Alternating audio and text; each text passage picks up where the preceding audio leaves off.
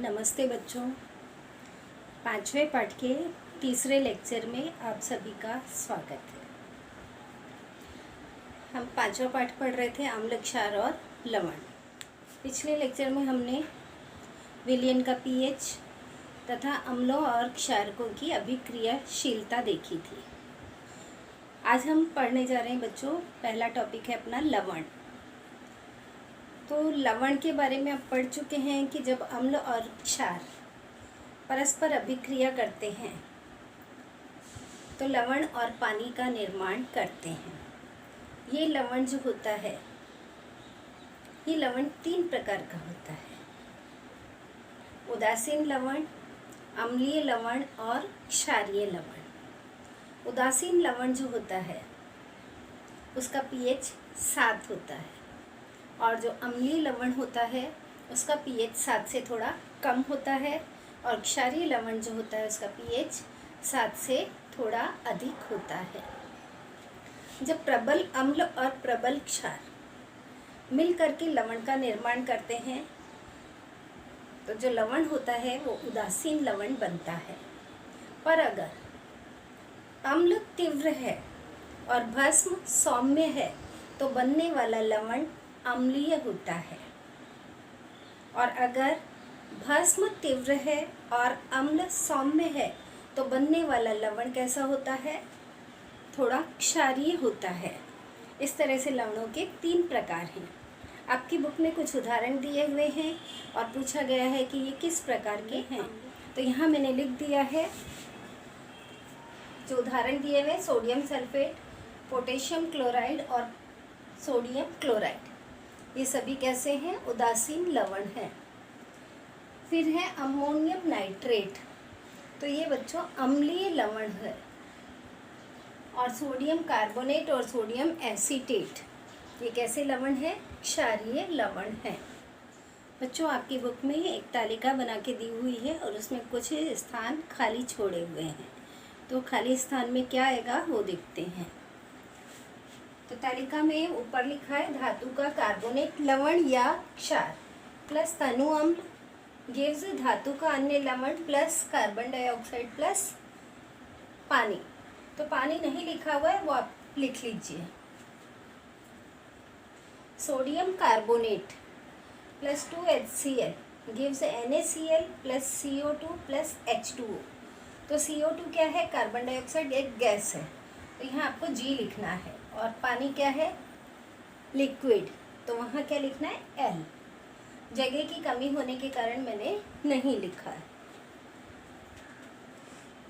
Na2CO3 sodium carbonate ठोस रूप में है। तनु अम्ल यानी H2SO4 का जलीय विलयन यानी तनु विलयन। क्या बन रहा है? Sodium sulphate plus carbon dioxide plus पानी।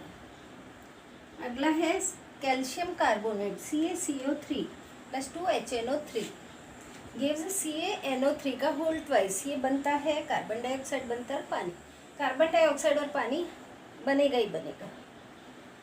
अगला है potassium carbonate K2CO3 plus H2SO4 gives K2SO4 plus CO2 plus H2O। दूसरी तालिका में दिया हुआ है धातु का कार्बोनेट या क्षार प्लस तनु अम्ल गिव्स धातु का अन्य लवण प्लस कार्बन डाइऑक्साइड प्लस पानी। तो पहली समीकरण आपके उसमें दी हुई है। NaHCO3 plus HCl gives NaCl plus CO2 plus H2O। दूसरी समीकरण है KHCO3 potassium bicarbonate plus nitric अम्ल HNO3 गिव्स KNO3 यानी potassium nitrate plus carbon dioxide plus पानी। फिर है NaHCO3 यानी सोडियम बाइकार्बोनेट प्लस CH3COOH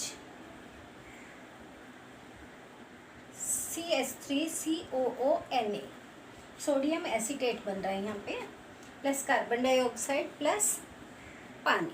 अगला टॉपिक है अपना कैलासन जल। तो इसके लिए एक प्रयोग दिया हुआ है आपकी बुक में। एक परखनली लेकर शुष्क परखनली यानी सूखी परखनली लेकर उस परखनली में कॉपर सल्फेट की कुछ क्रिस्टल डालते हैं। क्रिस्टल यानी कैलाश। कॉपर सल्फेट का रंग होता है नीला। अब उसको लेकर के और बर्नर की सहायता से गर्म करते हैं। तो जैसे ही हम कॉपर सल्फेट को गर्म करते हैं, हम देखते हैं कि उसका नीला रंग धीरे धीरे गायब होने लगता है, यानी वह सफ़ेद रंग में रूपांतरित हो जाता है और परख नली में से पानी की वाष्प बाहर निकलती है। हमने पानी नहीं डाला, फिर भी उसमें से वाष्प निकल रही है।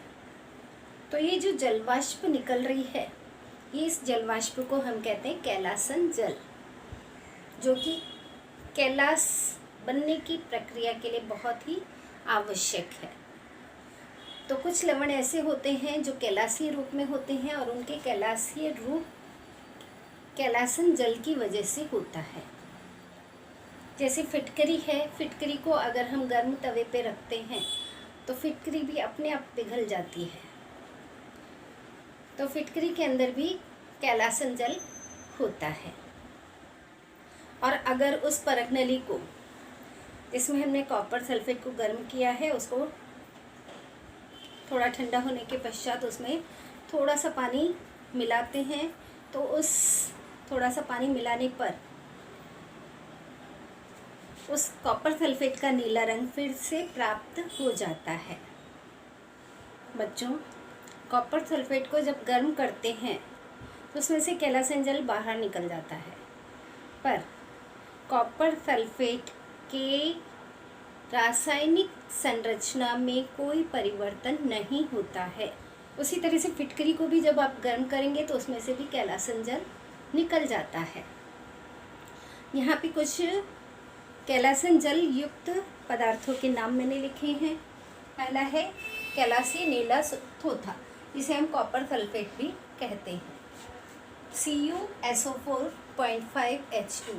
तो इसमें कैलासन जल के कितने अणु होते हैं? 5। अगला है कैलाशीय फेरस सल्फेट, FeSO4.7H2O। इसमें कैलासन जल के 7 अणु होते हैं। फिर है कैलाशीय सोडा यानी धोने का सोडा, Na2CO3। इसमें 10 अणु कैलासन जल के होते हैं। अगला है फिटकरी, K2SO4.Al2SO4 का होल थ्राइस 0.24H2O। फिटकरी में सबसे ज़्यादा कैलासन जल के अणु पाए जाते हैं, यानी 24 अणु होते हैं। कैलाशीय पदार्थों में कैलासन जल होता है और इस कैलासन जल के कारण ही पदार्थों की कैलाशीय संरचना होती है। कैलाशीय पदार्थों को गर्म करने पर या हवा में खुला रखने पर उसमें का कैलासन जल निकल जाता है, जिसके कारण उनकी कैलाशीय रचना नष्ट हो जाती है, यानी कैलाशीय स्वरूप उनका समाप्त हो जाता है, वो पाउडर फॉर्म में आ जाते हैं। बच्चों, अगला टॉपिक है अपना आयनिक, यौगिक और विद्युत चालकता। यहाँ पे हम एक प्रयोग कर रहे हैं और प्रयोग के लिए हमने एक बीकर लिया है, एक 6 वोल्ट की बैटरी ली है, तार लिया है, तार को बल्ब से जोड़ा है, ये कुंजी है और ये तार का एक सिरा इधर उसका ऊपर का प्लास्टिक का आवरण हटा करके और फिर इसमें डुबा दिया जाता है, और दूसरे तार के सिरे को भी ऐसे प्लास्टिक का आवरण हटा करके इसके अंदर डुबा दिया जाता है। जब विद्युत धारा प्रवाहित की जाती है, यानी कुंजी को ऐसे दबा देते हैं, तो विद्युत धारा का प्रवाह शुरू हो जाता है। और इसके अंदर क्या लिया है? सोडियम क्लोराइड का विलयन, NaCl का विलयन। तो जब विद्युत धारा प्रवाहित करते हैं तो हम देखते हैं कि ये बल्ब क्या होता है? चमकने लगता है।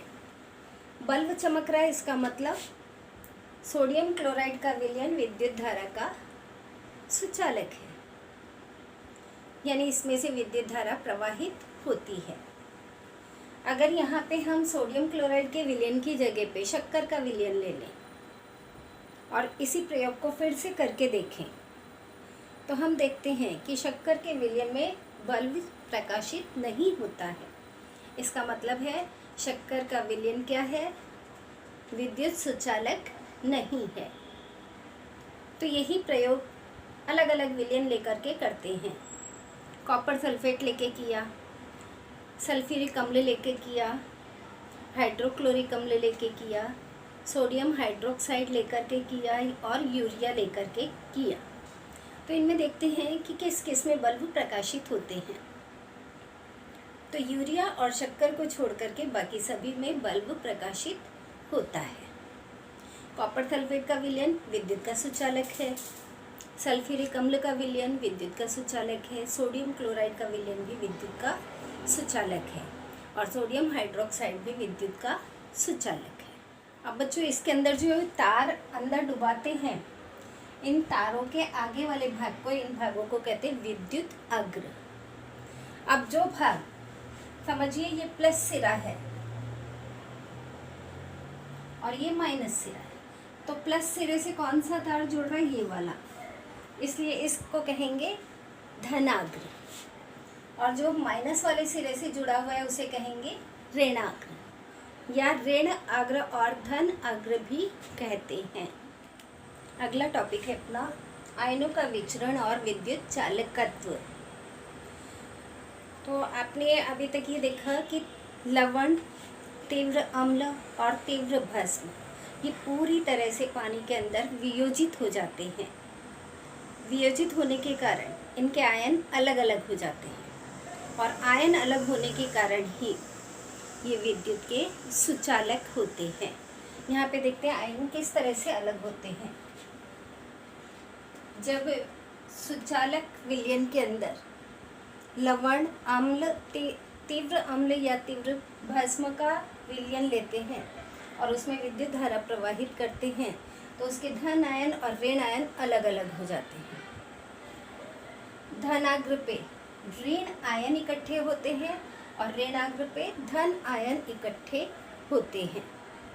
अब उसी अभिक्रिया को हम कॉपर सल्फेट का विलयन लेकर के उसमें विद्युत धारा प्रवाहित करते हैं और फिर देखते हैं क्या होता है। तो जब कॉपर सल्फेट क्या है, लवण, और पानी में ये पूरी तरह से वियोजित हो जाता है, तो वियोजित होने पर इसमें से दो प्रकार के आयन बनते हैं, एक कॉपर आयन और दूसरा सल्फेट आयन। ये पानी के अंदर विचरण करते रहते हैं और जब सेल के दोनों अग्रों से कार्बन के इलेक्ट्रोड इसके अंदर डुबा दिए जाते हैं, तो अंदर इलेक्ट्रोड डुबाने पर ये धनाग्र हुआ, ये ऋणाग्र और ये धनाग्र। सेल के ऋण भाग से जो सिरा जुड़ा रहेगा उसे कहते हैं ऋणाग्र और सेल के धन भाग से जो सिरा जुड़ा रहता है उसे कहते हैं धनाग्र। ये कुंजी है और ये उपकरण है जिससे विद्युत धारा का मापन किया जाता है। जब विद्युत धारा प्रवाहित करते हैं तो कॉपर आयन और सल्फेट आयन विपरीत इलेक्ट्रोड की तरफ गमन करते हैं, यानी विपरीत अग्रों की ओर गमन करते हैं। कॉपर आयन पे धन आवेश होता है और सल्फेट आयन पे ऋण आवेश होता है। तो धन आवेश वाला किधर जाएगा, इस ऋण इलेक्ट्रोड की तरफ जाएगा और ऋण आवेश वाला धन इलेक्ट्रोड की तरफ गमन करते हैं। तो कुछ समय तक विद्युत धारा प्रवाहित करने पर हम देखते हैं कि जो ऋणाग्र होता है उसका कलर चेंज हो जाता है और उसके ऊपर तांबे की एक पतली परत जम जाती है, यानी तांबा उसके ऊपर आकर के इकट्ठा होता जाता है। तो धनाग्र और ऋणाग्र पर कौन सी अभिक्रिया होती है वो देखते हैं।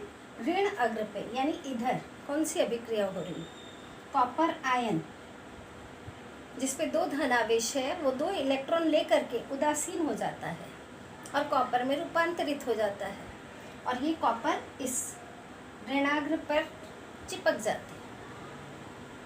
और धनाग्र पे क्या अभिक्रिया हो रही है, कॉपर जो है उसमें से इलेक्ट्रॉन निकलते हैं और इलेक्ट्रॉन निकलने पर क्या होता है, कॉपर आयन का निर्माण होता है और कॉपर आयन गति करके कहाँ आ जाते हैं, ऋणाग्र पे, और ऋणाग्र पे आकर के उदासीन होकर के वहीं रह जाते हैं। तो इस तरह से ऋणाग्र का कलर परिवर्तित हो जाता है। बच्चों अगला टॉपिक है अपना पानी का विद्युत अपघटन। शुद्ध पानी विद्युत का कुचालक होता है, ये आपको मालूम है, और उसका पीएच कितना होता है, 7। लवण या अम्ल या क्षार डाल दिया जाए थोड़ी मात्रा में, तो पानी विद्युत का सुचालक हो जाता है। और उसमें से जब विद्युत धारा प्रवाहित करते हैं तो पानी का विद्युत विश्लेषण होता है, यानी पानी के दोनों घटक अलग हो जाते हैं। आधा लीटर पानी, शुद्ध पानी लिया तो उसमें केवल 2 ग्राम नमक डाला है और उससे एक पूरा विलयन तैयार किया। तो ये उस नमक का विलयन है और नमक के विलयन को ही दो परख नलियों में भर करके और इलेक्ट्रोड के ऊपर उल्टा लगा दिया, सावधानी पूर्वक कि पानी ना निकले। और जब उसमें विद्युत धारा प्रवाहित की जाती है तो हम देखते हैं कि धनाग्र और ऋणाग्र दोनों पर बुलबुले निकलते हैं और गैस इकट्ठा होती है। पर इकट्ठा होने वाली गैस, उनकी मात्रा अलग अलग होती है। धनाग्र पे इकट्ठी होने वाली गैस कम होती है और ऋणाग्र पे इकट्ठी होने वाली गैस उसकी अपेक्षा दुगनी होती है। जब इन गैसों का परीक्षण किया जाता है तो ऋणाग्र पे कौन सी गैस इकट्ठी हुई? हाइड्रोजन, और धनाग्र पे ऑक्सीजन। तो ये अभिक्रिया क्या होती है? दोनों अग्रों की अभिक्रिया ये देखते हैं। ये है ऋणाग्र पे अभिक्रिया। पानी 2 इलेक्ट्रॉन ग्रहण करता है तो क्या बनता है? हाइड्रोजन गैस और OH आयन। और धनाग्र पे क्या अभिक्रिया होती है? इस पानी में से इलेक्ट्रॉन निकल जाते हैं, तो इलेक्ट्रॉन निकलने पर ऑक्सीजन गैस बनती है, 4 हाइड्रोजन आयन बनते हैं और 4 इलेक्ट्रॉन बाहर निकलते हैं। तो यानी धनाग्र पे कौन सी गैस इकट्ठी हो रही है? ऑक्सीजन। ये धनाग्र है तो धनाग्र से ये जुड़ा हुआ है, यानी इस पे कौन सी गैस इकट्ठी हो रही है? ऑक्सीजन। और ऋणाग्र पे कौन सी इकट्ठी हो रही है? हाइड्रोजन। तो बच्चों, इसी के साथ हम आज का लेक्चर यहीं पे समाप्त करते हैं। धन्यवाद।